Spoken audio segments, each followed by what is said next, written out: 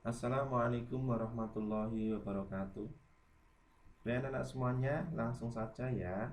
Sebelum kita mulai pembelajaran kita pada hari ini, marilah kita awali dulu dengan baca basmalah bersama-sama. Bismillahirrahmanirrahim. Baik, pelajaran kita pada pagi hari ini yaitu tema 3, yaitu peduli terhadap makhluk hidup.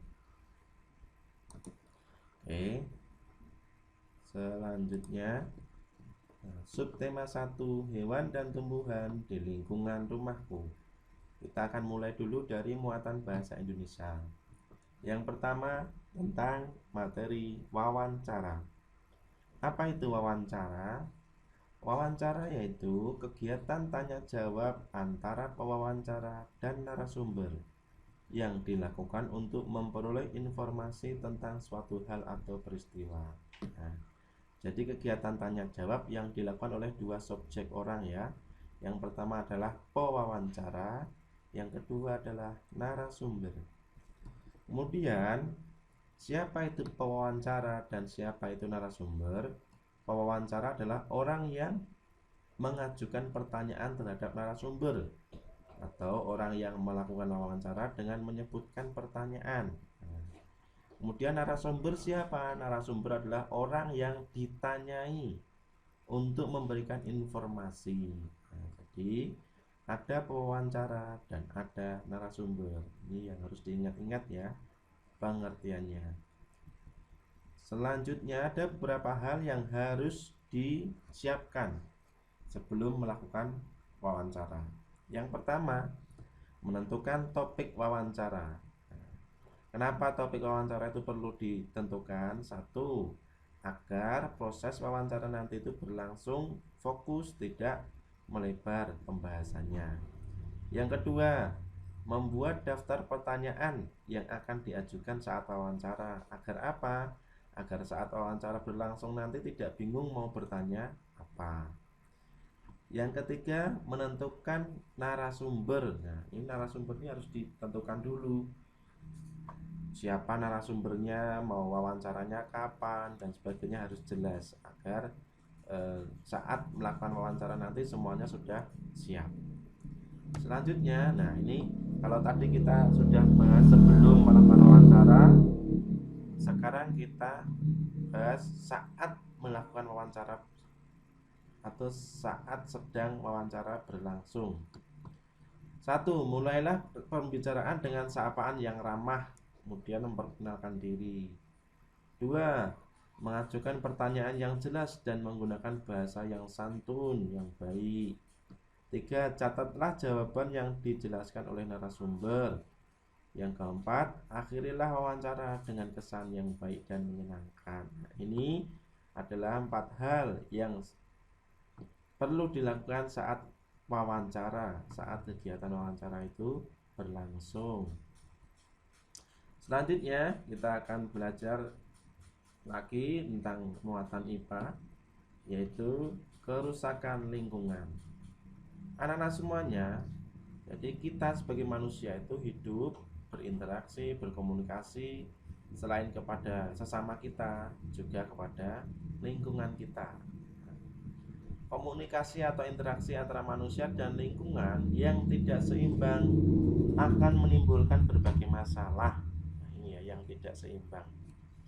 Tidak jarang manusia itu merusak lingkungan untuk kepentingan dirinya tanpa memperhatikan kelangsungan hidup hewan dan tumbuhan di sekitarnya. Nih, contoh kegiatan manusia yang dapat menyebabkan kerusakan lingkungan. Satu, membakar hutan. Kebakaran hutan ini mengakibatkan hilangnya habitat dan sumber makanan bagi satwa. Yang kedua, menggunakan bom dan pukat harimau untuk menangkap ikan di laut.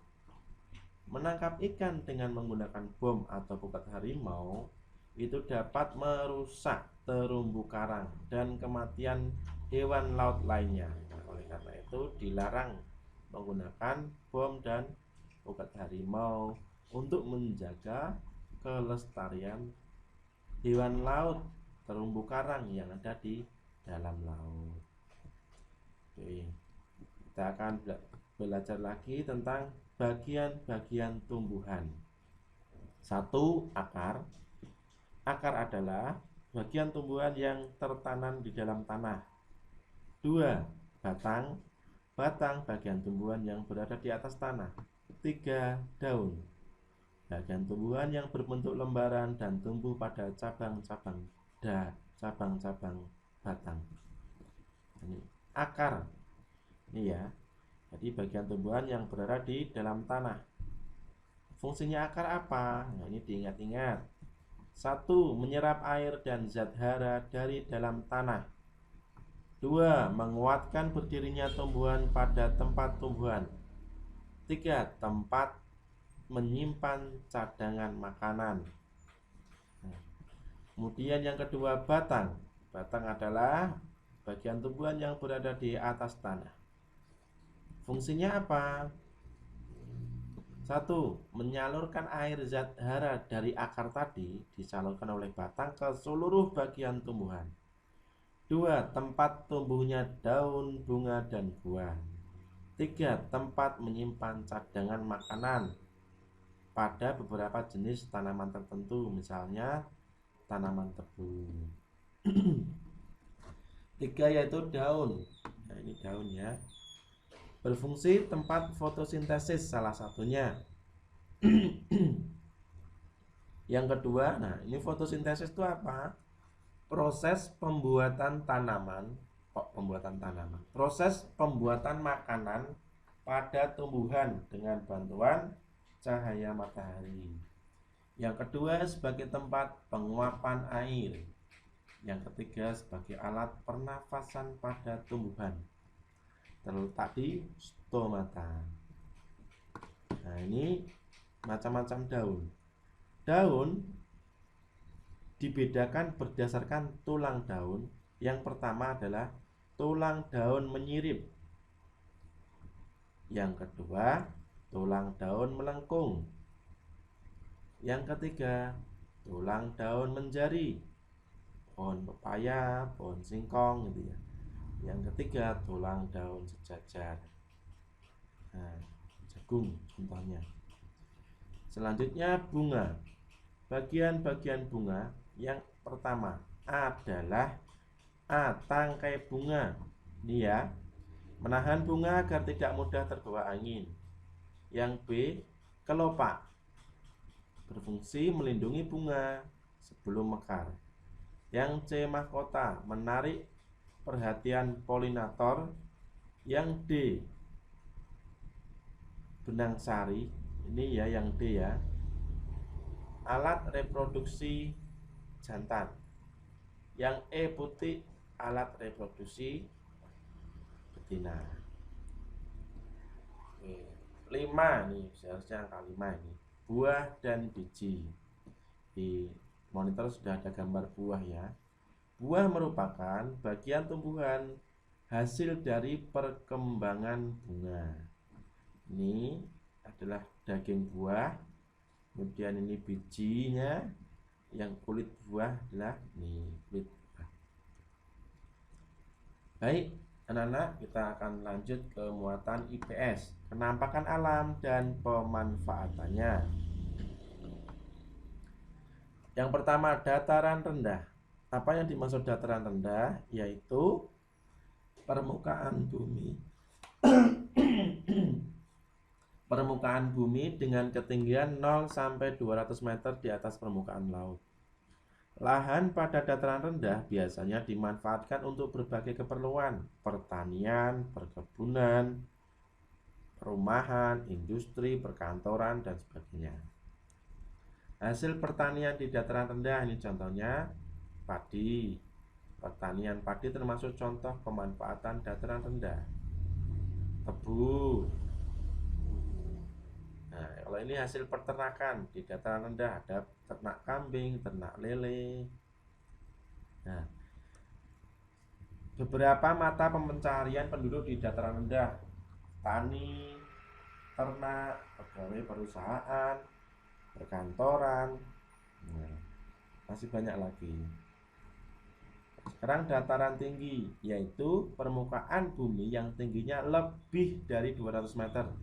Kalau dataran rendah tadi 0 sampai 200 kalau dataran tinggi lebih dari 200 meter di atas permukaan laut. Penduduk di dataran tinggi biasanya memiliki mata pencaharian sebagai petani dan peternak atau pekebun.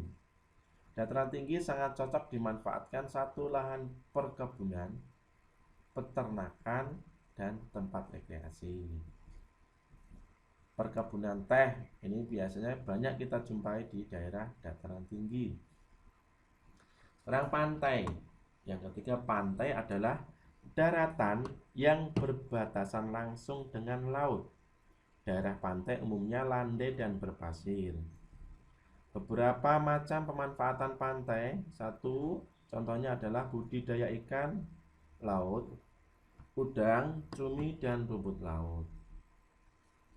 Kemudian pertanian garam. Mata pencaharian penduduk di dataran pantai, daerah pantai ya maksudnya. Satu, nelayan, peternak ikan, petani kelapa, petani garam, penjaga pantai, ada guide mungkin karena tempat wisata. Tuh. Dan anak-anak bisa menambahkan yang lainnya.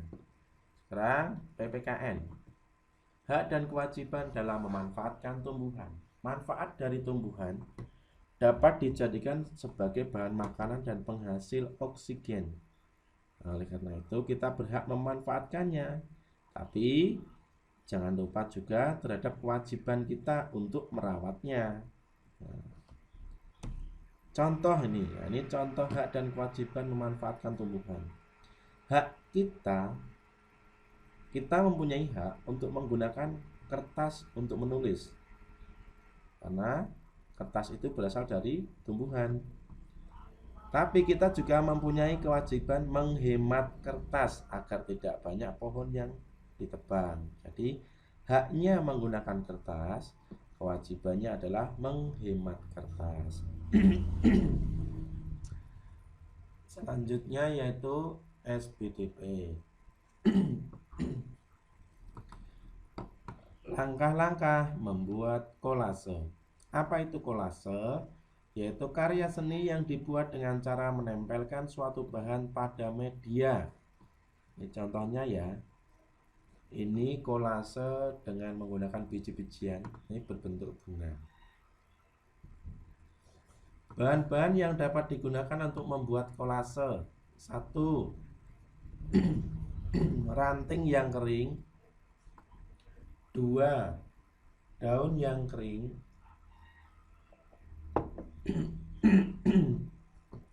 Ini ada bunga kering. Nah, sobekan lembar bunga-bunga kering. Biji-bijian. Beberapa hal yang perlu diperhatikan untuk membuat kolase. 1. Pilihlah bahan alam yang mudah didapat. 2. Tentukan tema kolase. 3. Potonglah bahan sesuai kebutuhan, kemudian tempelkan pada media dengan rapi. Beberapa contoh kolase. Ini ada contoh kolase ikan dari biji jagung, biji kacang. Ini kolase kupu-kupu, kolase burung, kolase buah. Contoh apresiasi hasil karya kolase. Ini ada gambar kolase ya. Cara mengapresiasinya seperti ini. Karya kolase ini indah dan bagus. Menurut saya kolase ini lebih baik ditambahkan bunga-bunga kering. Nah, jadi dipuji dulu ini, wah kolasenya ini bagus, tapi menurut saya perlu ditambah tempelan-tempelan bunga kering di sini. Nah, ini salah satu contoh apresiasi. Baik, anak-anak semuanya, demikian pembelajaran kita, video pembelajaran kita pada pagi hari ini. Silahkan disimak terus ya. Jika ada yang belum jelas bisa ditanyakan ke Bapak Ibu Guru kelas 4. Demikian kita akhiri dengan baca hamdalah. Alhamdulillahirabbil alamin.